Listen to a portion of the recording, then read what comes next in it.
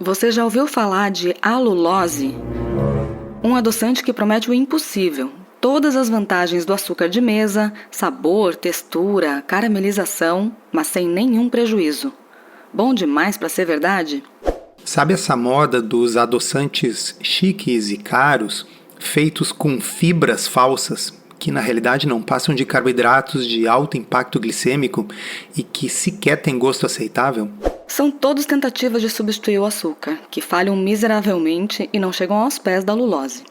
E se você não assistiu ainda ao episódio anterior sobre isomalto oligosacarídeo, ou fibra de tapioca, ou fibra de mandioca, que é tudo a mesma coisa, não deixe de conferir a aula em vídeo, que está disponível gratuitamente no meu canal do YouTube, JC Souto, e também como podcast em todas as plataformas de áudio, mas eu sugiro que olhem no Spotify porque lá vai ter áudio e vídeo.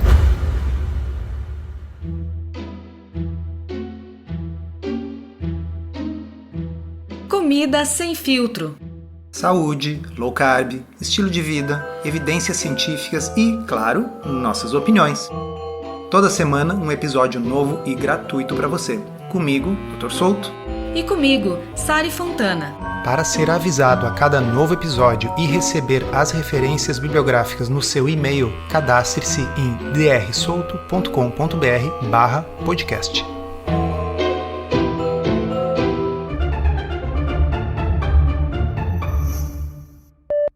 Sari, normalmente quando a gente fala alguma coisa para os ouvintes aqui do tipo é bom demais para ser verdade, né? Em geral é porque não é verdade. Mas no caso da alulose, parece que realmente é um produto muito diferenciado. Acho que a maioria de vocês nunca ouviu falar da alulose, exceto aqueles que acompanham o trabalho da Sari, porque ela é uma fã da alulose há muito tempo, já escreveu sobre a alulose no Substack dela várias vezes. E se você está se perguntando o que é a alulose, ela é um açúcar raro. O que significa isso? É raro porque ele é encontrado na natureza, mas em quantidades muito pequenas. E quando a gente diz que é um açúcar, todos os açúcares na natureza, todos os monossacarídeos, os principais, glicose, frutose, galactose, têm a mesma fórmula química, pessoal. C6H12O6. O que faz com que a frutose seja diferente da glicose ou da galactose é a disposição dos átomos. Se aquele OH está para a esquerda ou para a direita, se um hidrogênio está para cima ou para baixo numa determinada molécula. Então, a alulose ela tem a mesma fórmula dos demais açúcares, porém lá no carbono 3 ela difere da frutose porque os átomos estão trocados de lado. Quimicamente, então, ela é um isômero da frutose, que tem a mesma fórmula molecular, mas essa estrutura um pouco diferente. E essa diferença faz com que ela não seja metabolizada da mesma forma que os outros açúcares. É por isso que a alulose é um açúcar raro. Quando eu ouvi falar disso lá em 2016, 2017, por aí, eu não acreditei. Eu tive a oportunidade de degustar a alulose às cegas em comparação com uma solução adoçada com açúcar. Eu simplesmente não fui capaz de identificar a diferença. Isso porque a alulose não tem aquele retrogosto que a gente encontra na maioria dos adoçantes. Pelo menos eu não senti esse retrogosto. Algumas pessoas hoje em dia relatam que, dependendo da quantidade utilizada de alulose, elas sentem algum residual no final, mas eu honestamente não sou capaz de perceber. E a mim não surpreende que ela tenha esse sabor tão parecido com açúcar, porque a rigor ela é um açúcar. A única diferença é a orientação espacial dos átomos no carbono 3. Mas por ser um açúcar, o comportamento dela é muito parecido com o do açúcar em todos os aspectos. No gosto, na caramelização, a gente vai falar um pouco mais sobre isso. E aí vocês devem estar se perguntando, tá, mas não faz mal igual ao açúcar? Não, pessoal, não faz. O que acontece? Ela é absorvida no intestino delgado pelos mesmos transportadores intestinais que transportam a frutose, afinal ela é um isômero da frutose. Porém, não existe nenhuma enzima no corpo humano que seja capaz de metabolizar a alulose. Então, ela não vai ser metabolizada no fígado nem em nenhum outro tecido e ela acaba sendo rapidamente excretada intacta na urina. Portanto, ela não tem nenhum impacto glicêmico, mas ela tem as vantagens de um açúcar verdadeiro, ou seja, sabor, caramelização, efeito de corpo. É realmente algo que parece muito bom para ser verdade, mas até agora está difícil de achar defeito. E é por isso que em 2019 a agência reguladora americana, o FDA, reconheceu que a alulose possui um comportamento metabólico muito distinto e autorizou que ela fosse excluída dos açúcares adicionados nas tabelas nutricionais. Isso é inédito para um açúcar com essa estrutura. Então, a alulose nos Estados Unidos pode ser declarada com um valor calórico de apenas 0,4 calorias por grama, em vez das 4 calorias dos açúcares tradicionais. E essa é uma vantagem também para a indústria de alimentos, porque apesar de a alulose contabilizar como carboidrato, ela não precisa aparecer naquela linha de açúcares adicionados e praticamente não contribui com calorias. É uma vantagem para a indústria, pelas alegações, e certamente uma grande vantagem para o consumidor. A apresentação tradicional da alulose, então, é um pó branco cristalino igual ao açúcar cristal que a gente conhece, né? Ele pode ser em formato de cristalzinho ou refinado com uma granulometria mais fina, como um adoçante de confeiteiro. E ela adoça cerca de 70% da sacarose, ou seja, um pouco menos. Por isso que as versões comerciais às vezes vêm combinadas com algum outro adoçante, como talmatina, é o que a gente tem visto nos Estados Unidos. Também em alguns outros países do Mercosul em que a alulose é aprovada. Mas nada impede que, se você não quiser sentir nenhum gosto de adoçante, use um pouco mais da alulose para compensar o fato de que ela adoça um pouco menos do que o açúcar normal. É o que eu prefiro. E eu vejo a vantagem da alulose principalmente nesse formato sólido, porque ela é um adoçante de corpo, assim como o açúcar. Ela confere sólidos às receitas, dá a estrutura que a gente precisa para fazer aquilo que a gente não consegue com os adoçantes líquidos. E recentemente eu ganhei uma amostra de alulose de uma amiga que veio do Chile, trouxe para mim um pacotinho, esse pacotinho tão precioso, que eu utilizei para testar receitas de pudim. Pudim era uma coisa que eu não comia há muitos anos. Então, eu nunca tinha feito, na verdade, era só minha mãe que fazia com leite condensado, na época em que ela ainda não fazia uma dieta low carb. Então, fazia muitos anos que eu tinha essa lembrança do pudim perfeito. E aí eu pesquisei as receitas, testei e fiz com alulose, gente, ficou perfeito, maravilhoso, lindo, sem furinhos. Quem quiser, quem puder, quem tiver acesso à alulose e quiser testar essa receita, ela está disponível gratuitamente no meu Substack. A gente vai deixar o link aqui para vocês na descrição.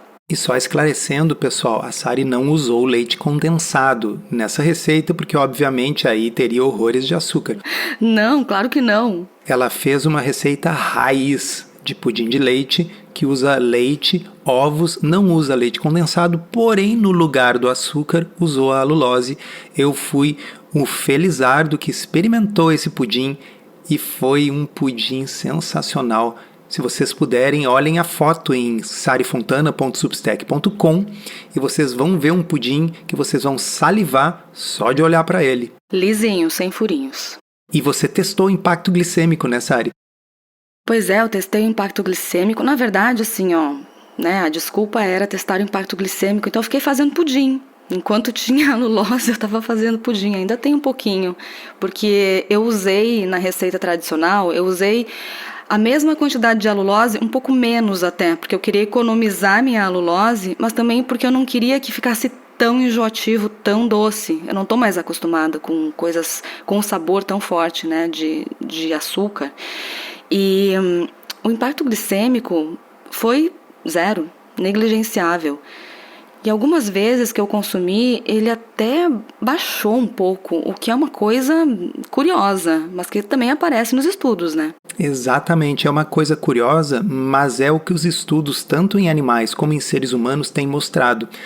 Pessoal, olha que loucura. A alulose não apenas não eleva a glicemia, como ela tende a reduzir a glicemia e ela tende inclusive a reduzir o impacto glicêmico de outros alimentos que estejam sendo consumidos junto com ela. A explicação para isso aparentemente tem a ver com o fato de que a alulose estimula enzimas no fígado que favorecem a conversão da glicose em glicogênio, de modo que você acaba retirando glicose de circulação para colocar na forma de armazenamento de glicogênio no fígado e provavelmente no músculo.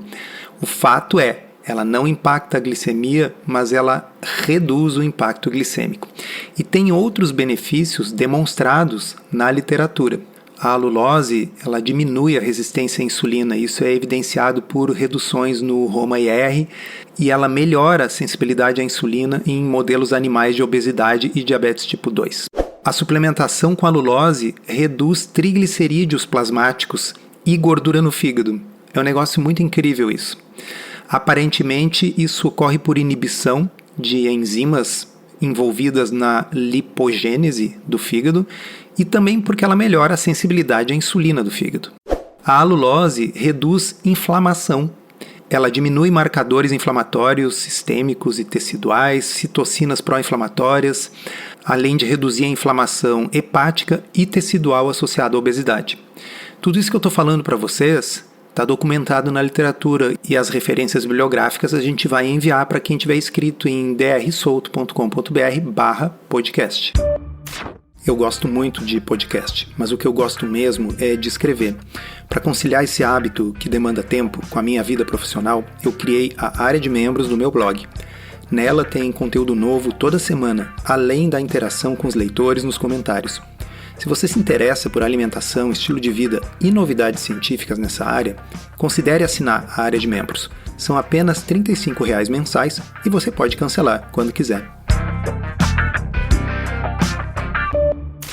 Vocês que nos acompanham aqui já sabem que a gente não costuma dar muita bola para a microbiota intestinal como se fosse um desfecho em si mesma.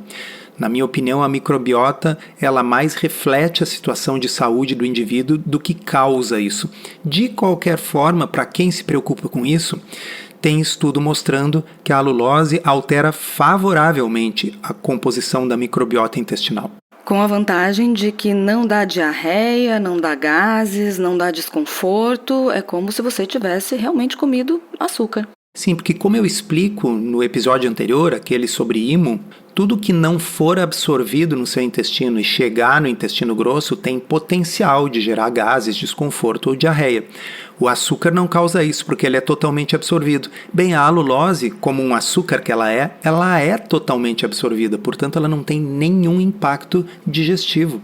A alulose também aumenta a secreção do GLP-1. Vocês lembram o que é o GLP-1?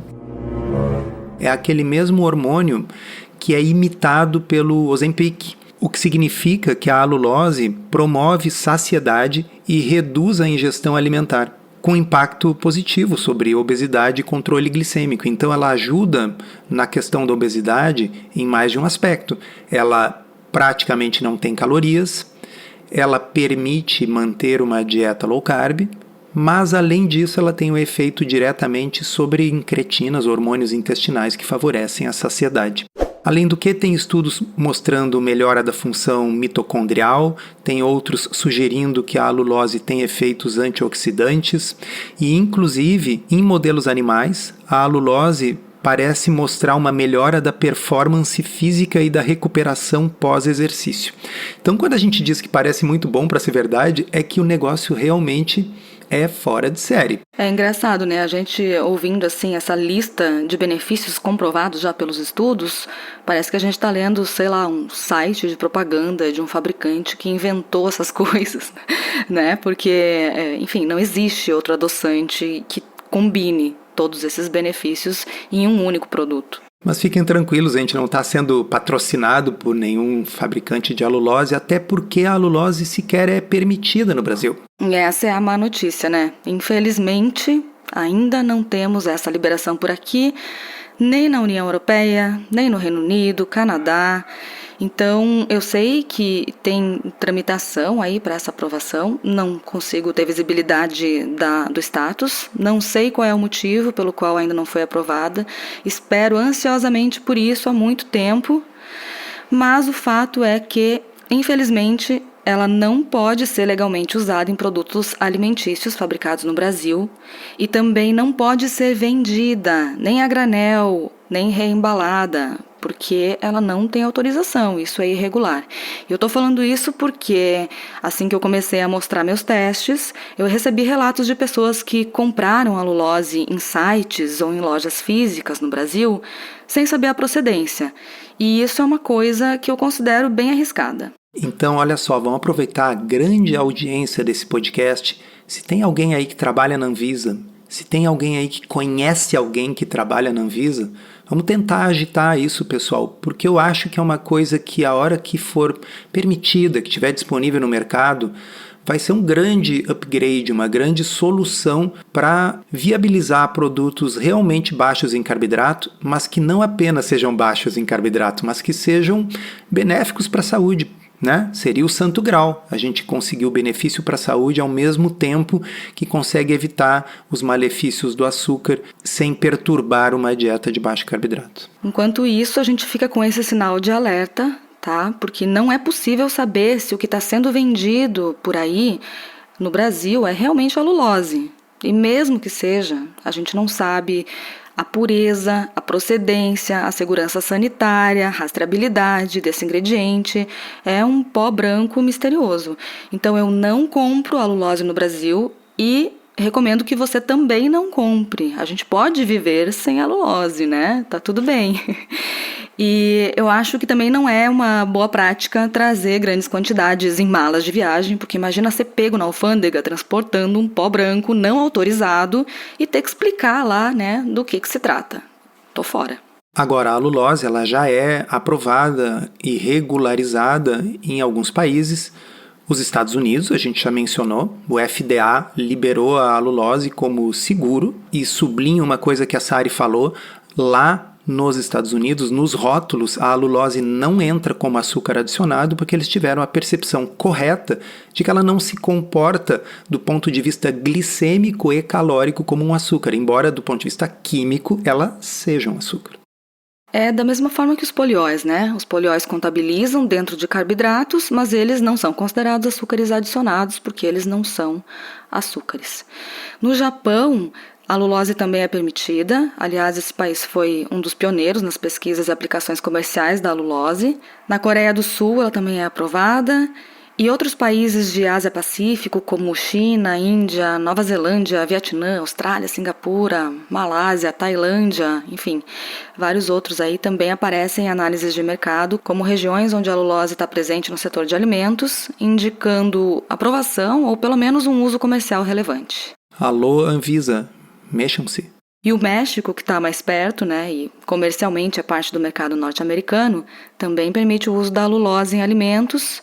A gente encontrou a Lulose em alimentos no Chile, no Uruguai. Então aqui, ó, tá perto do Brasil, mas parece que tá tão longe ao mesmo tempo, né? E eu sei que alguns de vocês talvez tenham tido uma luzinha amarela que acendeu na mente quando eu mencionei que a alulose é completamente absorvida e excretada intacta na urina. Por quê? Porque os mais atentos vão lembrar que é a mesma coisa que acontece com o eritritol. Ele é totalmente absorvido, não é metabolizado, é excretado intacto na urina. E vocês lembram da celeuma do eritritol, que está associado com o aumento da reatividade das plaquetas, o que significa que, em tese, poderia talvez aumentar o risco de trombose. Isso não foi comprovado em humanos, a trombose no caso, mas a hiperreatividade das plaquetas sim. Então eu fui pesquisar o que existe na literatura quanto à alulose sobre isso, a ativação das plaquetas. E adivinhe, a alulose está associada com menor reatividade das plaquetas, ou seja, existe a chance de que, além de tudo, ela diminua o risco de trombose. Então, assim, faz anos que eu tenho pesquisado a literatura sobre a alulose e eu não consigo achar um efeito adverso, um problema potencial para a saúde. Pode ser que exista? Pode ser, mas na data que a gente está gravando esse episódio, em junho de 2025, o sinal não apareceu nem nos estudos com humanos e nem nos estudos em modelos animais. Eu fico pensando aqui que seria maravilhoso se os fabricantes que produzem alimentos sem açúcar se unissem para conseguir viabilizar essa aprovação aqui no Brasil, né? Imagina todo o esforço que é feito para tentar colocar outras substâncias aí que, na verdade, mais atrapalham do que ajudam. Se todo esse esforço fosse destinado para fazer algo que realmente traz benefícios para o consumidor e também na performance, nos resultados, na aplicação dos produtos, a gente poderia ter essa solução aqui e todo mundo sairia ganhando. Encerramos assim esse episódio do Comida Sem Filtro, que foi idealizado, roteirizado e produzido por nós. Se você gostou, divulgue para os seus amigos e inscreva-se na sua plataforma preferida para não perder nenhum episódio. As informações contidas neste podcast são apenas para fins informativos e podem não ser apropriadas ou aplicáveis às suas circunstâncias individuais. Este podcast não fornece aconselhamento médico ou profissional e não substitui a consulta com um médico ou nutricionista. Não use este podcast para diagnóstico ou tratamento médico. Qualquer sugestão é apenas uma recomendação geral, que não é específica para qualquer pessoa ou doença em particular.